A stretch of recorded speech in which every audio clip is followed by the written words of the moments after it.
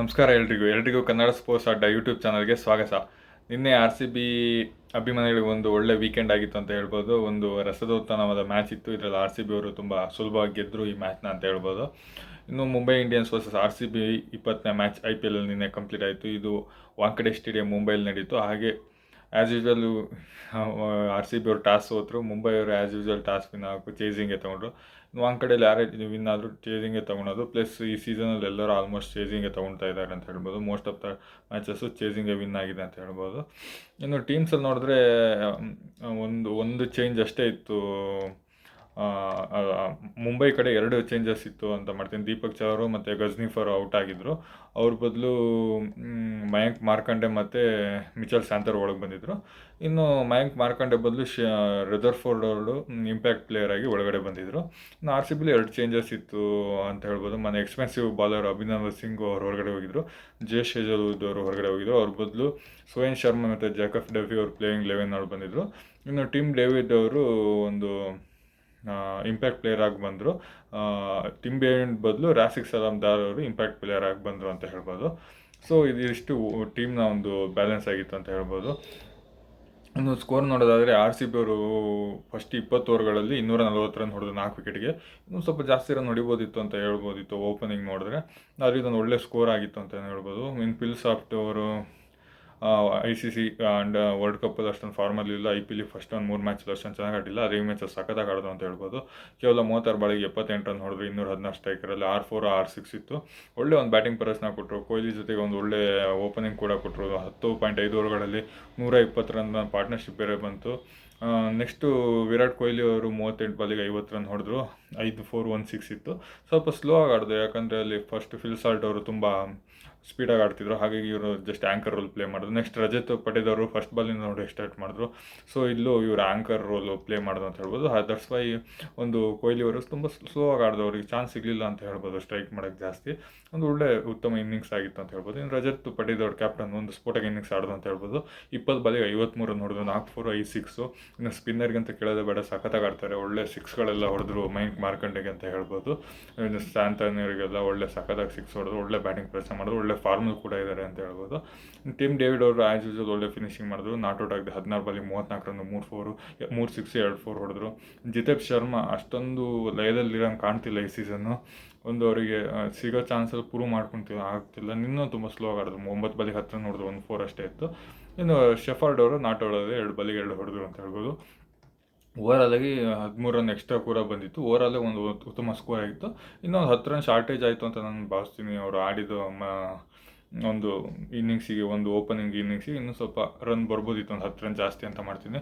Trent bolt ಅವರು expensive ಆದರೂ 1 wicket ತೊಗೊಂಡ್ರು. ಹಾರ್ದಿಕ್ ಪಾಂಡ್ಯ ಅವರು 39 ರನ್ ಕೊಟ್ಟು 4 ಓವರಿಗೆ 1 ವಿಕೆಟ್ ತೊಗೊಂಡ್ರು. ಬೂಮ್ರಾ ಅವರು 4 ಓವರಿಗೆ 35, ಯಾವುದೇ ವಿಕೆಟ್ ಇಲ್ಲ. ಬೂಮ್ರಾ ಅವರು ಸ್ವಲ್ಪ ಅಷ್ಟು ಮೊದಲಿನಷ್ಟು ಲಯದಲ್ಲಿಲ್ಲ, ವಿಕೆಟು ಬೀಳ್ತಿಲ್ಲ, ಅಷ್ಟೊಂದು ಎಕಾನಮಿಕ್ ಬಾಲ್ ಹಾಕ್ತಿಲ್ಲ ಅಂತ ಹೇಳ್ಬೋದು.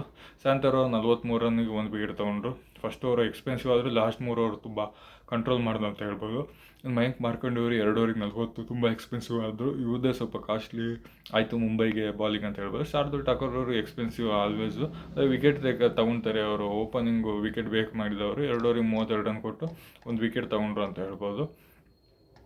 ಇನ್ನು ಸೆಕೆಂಡ್ ವಿಕೆಟಿಗೆ 65 ರನ್ ಪಾರ್ಟ್ನರ್ಶಿಪ್ ಬಂತು. ಫಸ್ಟ್ ವಿಕೆಟಿಗೆ 120 ಪಾರ್ಟ್ನರ್ಶಿಪ್ಪು. ಫೋರ್ತ್ ವಿಕೆಟಿಗೆ 37 ಪಾರ್ಟ್ನರ್ಶಿಪ್ ಬಂದಿದ್ದು. ಒಂದು ಒಳ್ಳೆಯ ಪಾರ್ಟ್ನರ್ಶಿಪ್ ಆಗಿತ್ತು ಅಂತ ಹೇಳ್ಬೋದು. ಇನ್ನು ಚೇಸಿಂಗ್ ಬಂದಿದ್ದ ಮುಂಬೈ ಅವರು 20 ಓವರ್ಗಳಲ್ಲಿ 222 ರನ್ ಕಳ್ಕೊಂಡು 5 ವಿಕೆಟ್ 222 ರನ್ ಗಳಿಸಿದ್ರು. 5 ವಿಕೆಟ್ ಕಳ್ಕೊಂಡು. ಇದರಿಂದ RCB ಅವರು 18 ರನ್ನಿಂದ ಗೆದ್ದರು ಅಂತ ಹೇಳ್ಬೋದು. ಓಪನಿಂಗ್ ಚೆನ್ನಾಗಿ ಬಂತು ಅಂತ ಹೇಳ್ಬೋದು. ರಯಾನ್ ಲಿಕೆಂಟ್ ಅವರು 22 ಬಾಲಿಗೆ 37 ಹೊಡೆದ್ರು. ಹಾಗೆ ರೋಹಿತ್ ಶರ್ಮಾ ಅವರು 13 ಬಾಲಿಗೆ 19 ಹೊಡೆದಾಗ ಒಂದು ರಿಟೈರ್ಡ್ ಹರ್ಟ್ ಆದರು ಅಂತ ಹೇಳ್ಬೋದು, ಸ್ವಲ್ಪ ಇಂಜುರಿ ಸಮಸ್ಯೆಯಿಂದ. ಇನ್ನು ಸೂರ್ಯಕುಮಾರ್ ಯಾದವ್ ಅವರು 22 ಬಾಲಿಗೆ 33 ಹೊಡೆದ್ರು.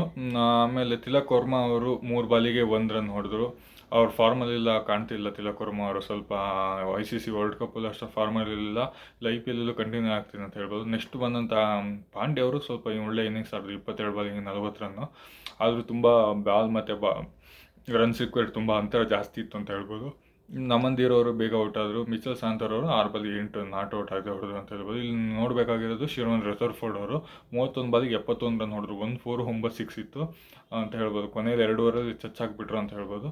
ಇವರು ಒಳ್ಳೆ ಫಾರ್ಮಲ್ಲಿದ್ದಾರೆ. ಇವರು ಒಂದು ದುಬೈಲಿ UAEಯಲ್ಲಿ ನಡೆಯೋ ಒಂದು T20 ಲೀಗಲ್ಲಿ ಚೆನ್ನಾಗಿ ಆಡಿದರು, ಸೌತ್ ಆಫ್ರಿಕಾ T20 ಚೆನ್ನಾಗಿ ಆಡಿದರು, ವರ್ಲ್ಡ್ ಕಪ್ಪಲ್ಲಿ ಚೆನ್ನಾಗಿ ಆಡಿದರು, ಒಳ್ಳೆ ಫಾರ್ಮಲ್ಲಿ ಇದ್ದಾರೆ.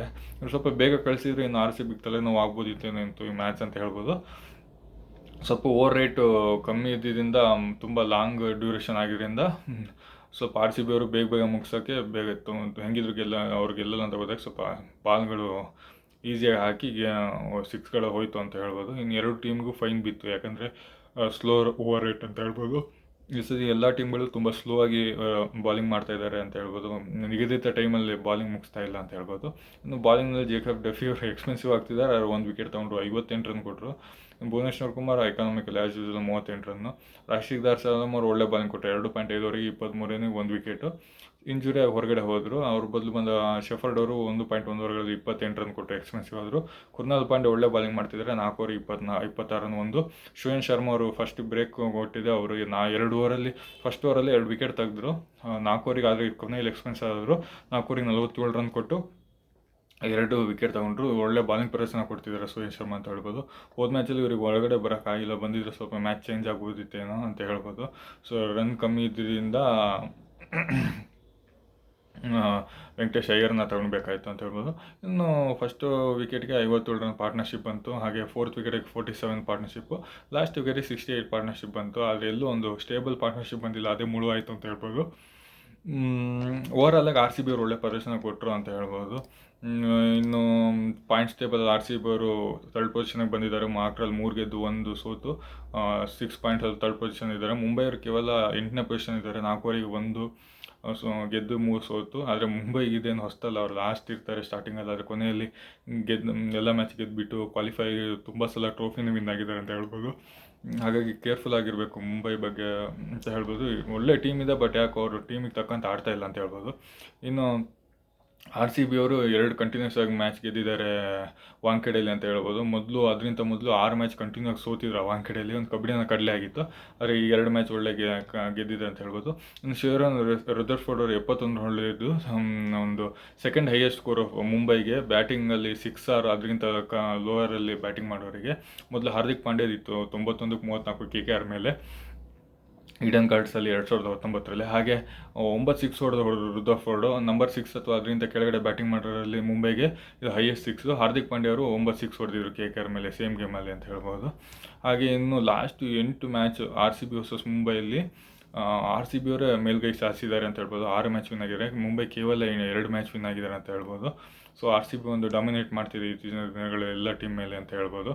ಇನ್ನು 200+ ಡಿಫೆಂಡಿಂಗ್ ಮಾಡ್ತಾ ತುಂಬ ಸಲ ವಿನ್ ಆಗಿದ್ರಲ್ಲಿ CSK ಫಸ್ಟ್ ಇದ್ದಾರೆ, 23 ಸಲ ಡಿಫೆಂಡ್ ಮಾಡಿದ್ದಾರೆ 200+ ಸ್ಕೋರ್ನ. RCB ಅವರು 23 ಸಲ ಡಿಫೆಂಡ್ ಮಾಡಿದ್ದಾರೆ, MI ಅವರು 18 ಸಲ, ಹಾಗೆ RR ಅವರು 15 ಸಲ ಡಿಫೆಂಡ್ ಮಾಡಿದ್ದಾರೆ ಅಂತ ಹೇಳ್ಬೋದು. ಇನ್ನು ಪಾಯಿಂಟ್ಸ್ ಟೇಬಲ್ PBKS ಅವರು 4-3 ಗೆದ್ದು ಸೆಕೆಂಡ್ ಪ್ಲೇಸಲ್ಲಿದ್ದಾರೆ. 1 ಮ್ಯಾಚ್ ಅವ್ರದ್ದು ವಾಶ್ಔಟ್ ಆಯಿತು, 7 ಪಾಯಿಂಟ್ಸ್ ಇದೆ. ಇನ್ನು RR ಅವರು 4-4 ಗೆದ್ದು ಫಸ್ಟ್ ಪ್ಲೇಸಲ್ಲಿದ್ದಾರೆ ಅಂತ ಹೇಳ್ಬೋದು. ಇನ್ನು ಮೋಸ್ಟ್ ರನ್ಸ್ ವೈಭವ್ ಸೂರ್ಯವಂಶಿ ಅವರೇ ಕಂಟಿನ್ಯೂ ಆಗಿರೋ ಆರೆಂಜ್ ಕ್ಯಾಪು. ಹಾಗೆ ರಜತ್ ಪಾಟೀದಾರ್ ಅವರು ಸೆಕೆಂಡ್ ಪ್ಲೇಸಲ್ಲಿದ್ದಾರೆ. ಹಾಗೆ ನಮ್ಮ ವಿರಾಟ್ ಕೊಹ್ಲಿ ಅವರು 5th ಪ್ಲೇಸಲ್ಲಿದ್ದಾರೆ, 179 ರನ್ಸ್ ಇದ್ದ ಅಂತ ಹೇಳ್ಬೋದು. ಇನ್ನು ಪರ್ಪಲ್ ಕ್ಯಾಪಲ್ಲಿ ಪ್ರಸಿದ್ಧ ಕೃಷ್ಣ ಅವರು 10 ವಿಕೆಟ್ ತೊಗೊಂಡಿದ್ದಾರೆ, ನಿನ್ನೆ ಒಳ್ಳೆ ಬಾಲಿಂಗ್ ಪ್ರದರ್ಶನ ಕೊಟ್ಟರು.